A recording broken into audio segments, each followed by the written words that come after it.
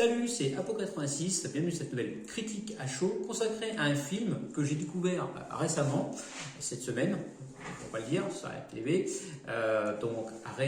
réalisé en 2019 par Dexter Fletcher, avec au casting Taron Egerton, Jamie Bell, Richard Madden, Bryce Dallas Howard, Stephen McIntosh, Gemma Jones, Camille Yemetsteski, je le prononce bien, et Stephen Graham. Vous l'aurez reconnu, il s'agit de Rocketman, donc le biopic sur Sir Elton John, ou plutôt Reginald Kenneth Dwight, de son vrai nom. Alors, qu'est-ce que raconte Rocketman? C'est un biopic, on l'a vu, donc la vie d'Elton John, donc de son enfance, au moment où il est au summum de sa gloire et il pète un câble, tout simplement. Donc il explose en plein vol sur Rocketman, le nom du film et de sa célèbre chanson. Donc comment s'est construit le film? En fait, on voit Elton John arriver dans une réunion, une sorte de réunion d'alcooliques anonymes, et il raconte sa vie. En fait, c'est lui qui parle, c'est le narrateur du film. Tout simplement, donc on découvre son enfance très difficile avec son père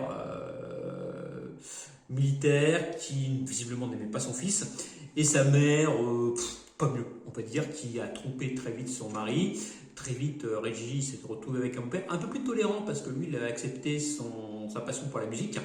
Et il faut savoir que Reginald, donc Elton John, était un enfant surdoué avec, d'après le film, bien sûr, il avait l'oreille musicale, donc il écoutait un morceau de musique, il était capable de le reproduire immédiatement au piano sans connaître le solfège.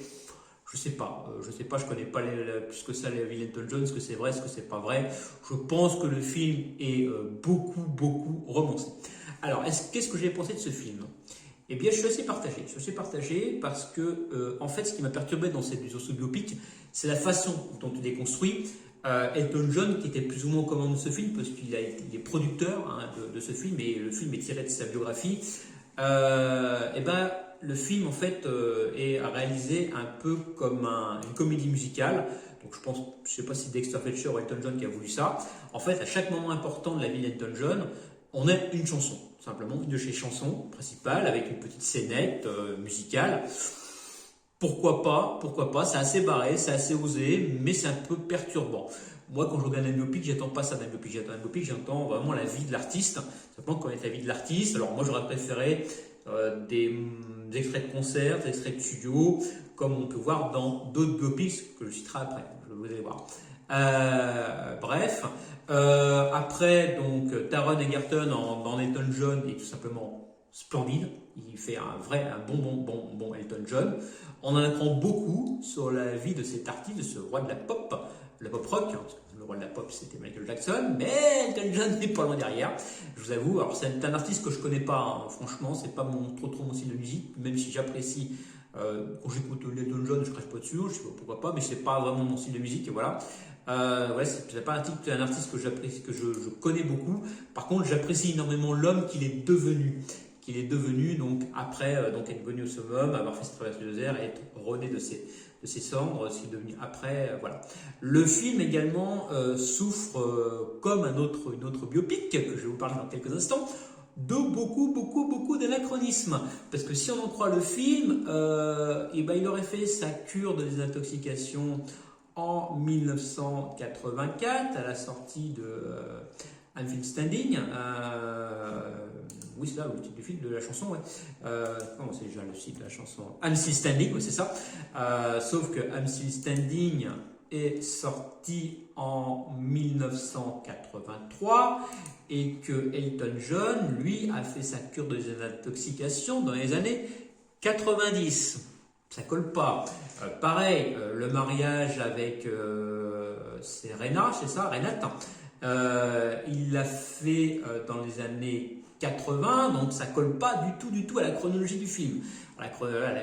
Comme dans, alors je vais le citer, dans Bohemian Rhapsody, voilà, le film souffre beaucoup d'anachronismes. Peut-être pour le rejet, je ne sais pas du tout, pour coller aux chansons, je ne sais pas du tout, mais voilà ce qu'il en est. Après, voilà, c'est pour moi un très bon film, une réalisation un peu cousue, Voilà, mais pas forcément un bon biopic. Donc si je devais faire un parallèle avec Bohemian Rhapsody, qui est sorti la même année, eh ben, je suis désolé de le dire, mais je préfère nettement Bohemian Rhapsody parce que je suis fan de Queen, simplement parce que je pense que Bohemian Rhapsody ressemble plus à un biopic que Rocketman, qui ressemble plus à une comédie musicale sur la vie d'Elton John. Donc niveau appréciation, moi je lui mettrais, j'aime bien, parce que j'ai bien aimé le film, j'ai passé 2 heures devant ce film, franchement pas mal, alors que je n'aime pas du tout les comédies musicales. Je suis tenu jusqu'au bout parce que je voulais connaître, voilà, vraiment savoir comment sa vie à Elton John, la connaître jusqu'au bout et que je ne la connais pas.